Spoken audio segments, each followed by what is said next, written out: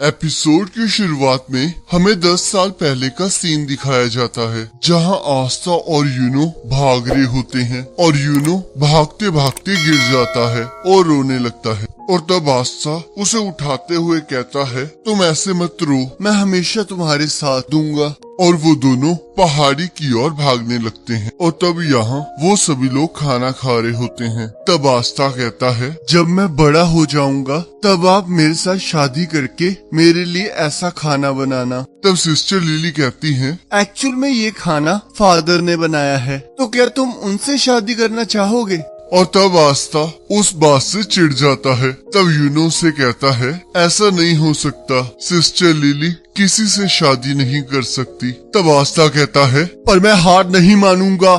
और यहाँ sister lily उन दोनों को पहले विजिट किंग की कहानी सुना रही होती है, जिसमें लिखा होता है कि कैसे फर्स्ट विजार्ड किंग ने एक डीमन को हराकर शांति स्थापित की। तब यहाँ अगले दिन आस्था सिस्टर लिली से विजिट किंग के बारे में पूछने लगता है। तब सिस्टर लिली उसे बताती हैं, विजिट किंग एक टाइटल है जो कि जनरेशन टू जनरेशन पास होता गया है। ये विजिट किंग की पावर ही है जिसकी वजह से क्लोवर किंगडम में शांति है, और वो किंग के बाद दूसरा सबसे इम्पोर्टेंट पर्सन है। तब आस्था कहता है, तो फिर तय हो गया, अगला विजिट किंग मैं बनूंगा। जिसे सुनकर सिस्टर लिली और यूनो दोनों हैरान हो जाते हैं। तब सिस्टर लिली के पूछने पर आस्था बताता है, क्योंकि विजर्ड किंग ने डीमन को हराया था, तो इसका मतलब वो जरूर बहुत ज्यादा स्ट्रॉन्ग और कूल होंगे। मैं बस बड़ा होके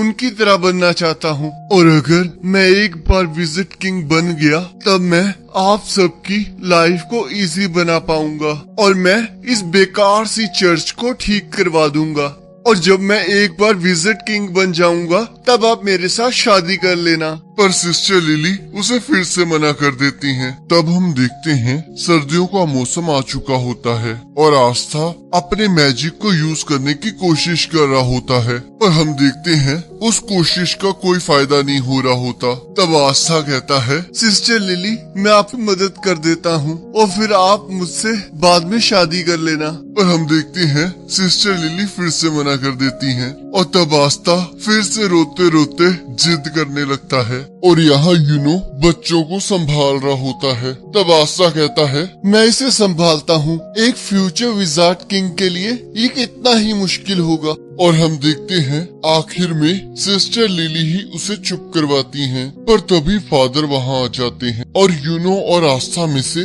किसी एक को एक काम करने के लिए कहते हैं, और आस्था ये काम करने के लिए काफी एक्साइटेड होता है। तब फादर वो काम यूनो को करने के लिए कहते हैं और कहते हैं, ये बहुत इम्पोर्टेंट लेटर है, तो मैं इसे आस्था को नहीं दे सकता, तो चुपके से ये काम तुम कर लो। मुझे साथ के विलेज के मेयर से मिलना होगा, क्योंकि हमें सर्दियों के लिए खाना चाहिए। तब यूनो उस लेटर को लेकर वहाँ से चला जाता है। तब रेखा आस्था से कहती है, तो अगर तुम मैजिक नहीं यूज कर सकते तो कम से कम लकड़ियाँ ही काट दो, आखिरकार तुम कुछ तो काम आओ। जिससे आस्था चिढ़ जाता है। और यहाँ हम देखते हैं एक बार ऑनर एक पर्सन के पास पैसे ना होने की वजह से उसे बाहर निकाल देता है, पर तभी यूनो वहाँ से गुजरता है और उसके पेंडेंट को देखकर वो आदमी मुस्कुराने लगता है। हाँ, यूनो उस लेटर को सक्सेसफुली डिलीवर कर देता है। तब वो पर्सन यूनो को रोक लेता है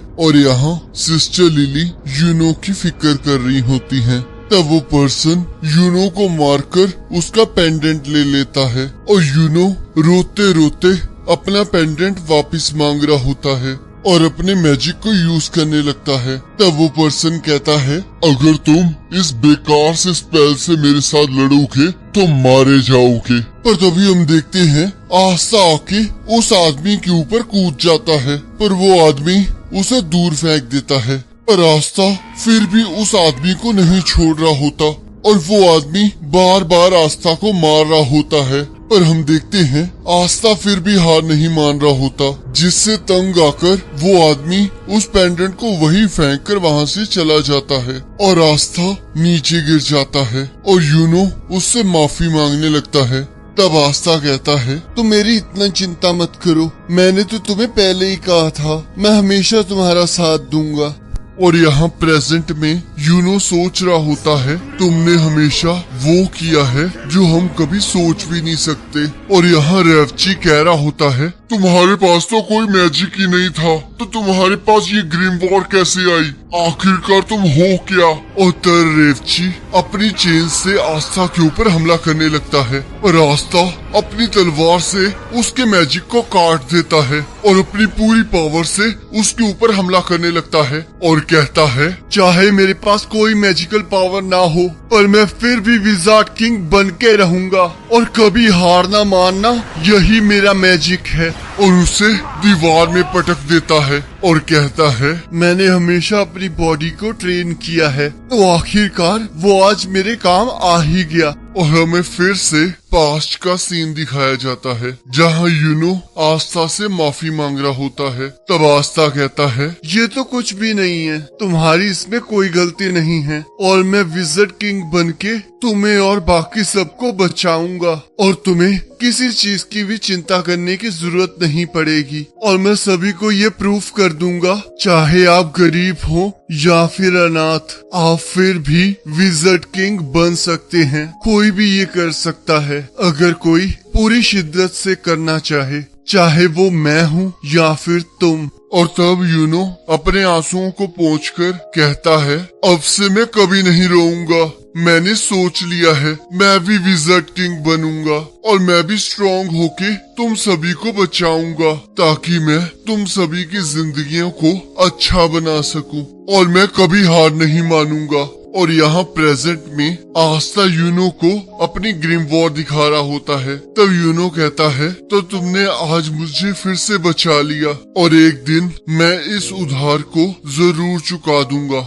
आस्था, क्या तुम्हें हमारा प्रॉमिस याद है? और तब हमें वो प्रॉमिस दिखाया जाता है, जहाँ वो दोनों एक दूसरे को अपना राइवल मानते हैं। तब आस्था कहता है, मुझे तो लगा था तुम भूल चुके होगे। तो यूनो कहता है, वो तुम थे आस्था, जिसने मुझे उम्मीद दी थी कि हम जैसे लोग भी इस दुनिया में कुछ बड़ा हासिल कर सकते हैं। और इसे पूरा करने के लिए तब वो दोनों कहते हैं, हम विजार्ड किंग बनने के लिए अपनी पूरी जी जान लगा देंगे। और यहाँ हम देखते हैं एक डीमन शहर पर हमला कर देता है और तब एक विजार्ड आकर उसे हरा देता है। और हमें बताया जाता है कि जब एक डीमन की वजह से पूरी ह्यूमैनिटी पर खतरा था, तब एक अकेले विजार्ड ने आकर पूरी इंसानियत को बचाया था और तब उसे विजार्ड किंग का दर्जा दिया गया और तब वो एक लेजेंड बन गया। और तब हमें आज के क्लोवर किंगडम का विजार्ड किंग दिखाया जाता है, जो कि पूरे क्लोवर किंगडम में शांति बनाए रखता है। और तब हमें बताया जाता है, मैजिक नाइट्स में विजार्ड्स की 9 स्क्वाड्स हैं और वो सारी विजार्ड किंग के अंडर आती हैं और ये सभी मिलकर अपनी कंट्री को सेफ रखते हैं। और यहाँ हम देखते हैं आस्था अपनी तलवार के साथ ट्रेनिंग कर रहा होता है और एक बर्ड उसे बार बार घूर रही होती है। और तब आस्था अपनी ग्रीम वॉर को पकड़कर कहता है, चाहे मेरे पास कोई मैजिक नहीं है तो फिर क्या हुआ, मैं फिर भी ऊंचाइयों को छूऊंगा। और वो फिर से अपनी तलवार को पकड़कर ट्रेनिंग करने लगता है और कहता है, मुझे पूरा यकीन है कि यूनो भी अपनी स्पेशल ट्रेनिंग कर रहा होगा, तो फिर मैं भी पीछे नहीं हट सकता। तब हमें बताया जाता है कि आस्था मैजिक नाइट एंट्रेंस एग्जाम के लिए तैयारी कर रहा है, जो कि अब से 6 मंथ्स बाद क्लोवर किंगडम के रॉयल कैपिटल में होगा। और यहाँ यूनो भी तैयारी कर रहा होता है और कहता है, मुझे थोड़ी और प्रैक्टिस कर लेनी चाहिए, मुझे पूरा यकीन है कि वो भी ट्रेनिंग कर रहा होगा। और तब यहाँ ग्रीमोर टावर में फादर कहते हैं, यूनो का तो मुझे समझ आ रहा है, पर क्या आस्था को भी इस एग्जाम में अलाउ करना सही रहेगा? तब ग्रीमोर टावर का ओनर कहता है, अगर वो करना चाहता है तो इसमें कोई बुराई नहीं है। हमारे साथ और भी यहाँ के बच्चे थे, पर लगता है वो लोग एग्जाम देने से डर गए हैं। पर फादर फिर से बार बार वही सवाल पूछ रहे होते हैं और ग्रीमोर टावर का ओनर सेम आंसर दे रहा होता है और कहता है, अब मुझे समझ आया कि अगर आस्था रॉयल कैपिटल चला जाएगा तो तुम्हें अकेलापन महसूस होगा। तब फादर कहते हैं, ऐसी कोई बात नहीं है, हमें पता है कि आस्था फेल होने वाला है, तो फिर इस एग्जाम में पार्टिसिपेट करने का क्या पॉइंट। और बाकी बच्चे भी तो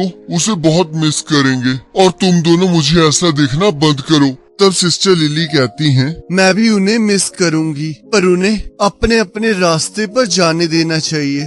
तब ग्रीमोर टावर का ओनर कहता है, तुम इस तरह सोचो, अगर यूनो जीत भी जाएगा तो आस्था हार कर तो वापिस ही आ जाएगा। तब फादर खुश होकर कहते हैं, आप सही कह रहे हैं, चाहे यूनो चला जाएगा पर आस्था तो हमारे पास वापिस ही आ जाएगा। और अब आस्था की ग्रीमोर के बारे में बात करते हैं। तो क्या आपको सच में लगता है कि वो एक ग्रीमोर है, क्योंकि आस्था के पास तो कोई मैजिक ही नहीं है। तब ग्रीमोर टावर का ओनर कहता है, मुझे इसके बारे में कुछ नहीं पता, और सोचता है 5 लीफ क्लोवर, ये बहुत अजीब बात है। और यहाँ आस्था ट्रेनिंग करते हुए चर्च की तरफ जा रहा होता है और आस्था को देखकर यूनो भी भागना शुरू कर देता है। तब वो दोनों चर्च पहुंच जाते हैं। तब आस्था पूछता है, हम दोनों में से फर्स्ट कौन आया? तब नैश कहता है, यूनो तुमसे थोड़ा ज्यादा फास्ट था। तब आस्था कहता है, चलो देखते हैं चर्च के अंदर पहले कौन जाता है। तब यूनो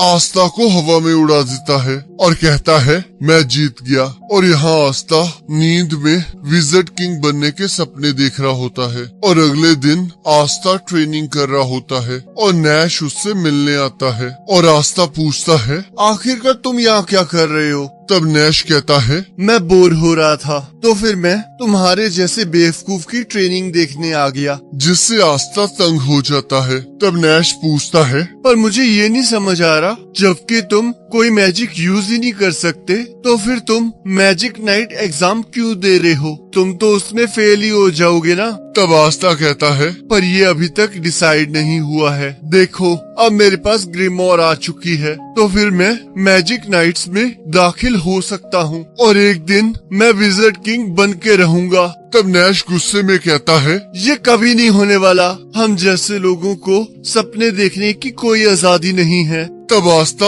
उसके पास आकर जोर से कहता है, तुम इस तरह हार नहीं मान सकते। इस दुनिया में कुछ भी हो सकता है। तुम मुझे ही देख लो, मैं अपने ड्रीम को फॉलो कर रहा हूँ। चाहे तुम जितने मर्जी गरीब हो, पर तुम फिर भी कुछ भी कर सकते हो। तो इसलिए मैं अपने ड्रीम को पूरा करके लोगों को खुश करना चाहता हूँ और मैं मैजिक नाइट्स को ज्वाइन करके और विज़र्ड किंग बनके ये प्रूफ कर दूंगा। और यहाँ रात को यूनो और आस्था के जाने से पहले एक पार्टी रखी होती है और तब आस्था फादर को बहुत प्यार से देख रहा होता है। तब फादर कहते हैं, ये अकेले तुम्हारे लिए नहीं है, और वैसे तो ये यूनो के लिए ही है, क्योंकि यूनो ही सिर्फ इस एग्जाम को पास करेगा। एग्जाम में फेल होने के बाद शर्मिंदा होने की जरूरत नहीं है, और वैसे भी कोई ये एक्सपेक्ट नहीं कर रहा कि तुम पास हो जाओगे। चाहे जो मर्जी हो जाए, ये हमेशा तुम्हारा घर रहेगा। तब आस्था कहता है,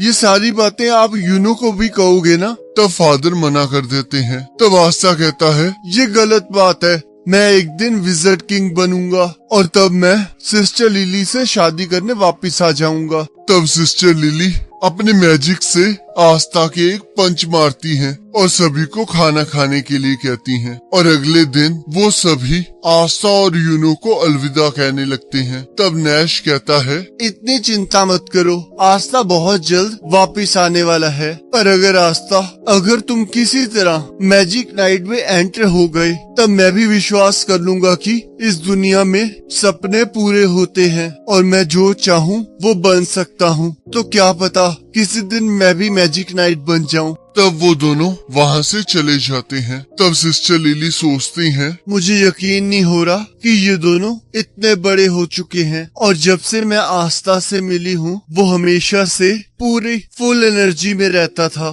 और बताती हैं कि आस्था पहले से ही ऐसा ही था। और सिस्टर लिली सोचती हैं, और यूनो भी आस्था की वजह से स्ट्रॉन्ग बन गया। Best of luck boys. और यहाँ हमें बताया जाता है कि गर्मियों में आस्था और यूनो ने रॉयल कैपिटल की ओर अपनी जर्नी स्टार्ट कर दी है ताकि वो मैजिक नाइट एग्जाम में पार्टिसिपेट कर सके। और रॉयल कैपिटल हेज विलेज से काफी दूर है। तब आस्था कहता है, पता नहीं रॉयल कैपिटल कैसी दिखती होगी और क्या पता हम विजिट किंग से भी मिल पाएं। तब यूनो कहता है, उन्हें मिलने से पहले हमें सबसे पहले मैजिक नाइट एग्जाम पास करना होगा। तब आस्था भागते हुए कहता है, मुझे जल्दी पहुंचकर विजिट किंग बनना है। तब यूनो कहता है, चाहे तुम जितनी मर्जी जल्दी वहाँ पहुँच जाओ, पर इसका विजिट किंग बनने से कोई लेना देना नहीं है। और तब आस्था सपनों में विजिट किंग बनके सिस्टर लिली को साथ घुमाने ले जाता है और उस चीज की एक्टिंग कर रहा होता है। तब यूनो कहता है, क्या तुम मैजिक के बिना उड़ भी सकते हो? तब आस्था कहता है, मुझे पूरा यकीन है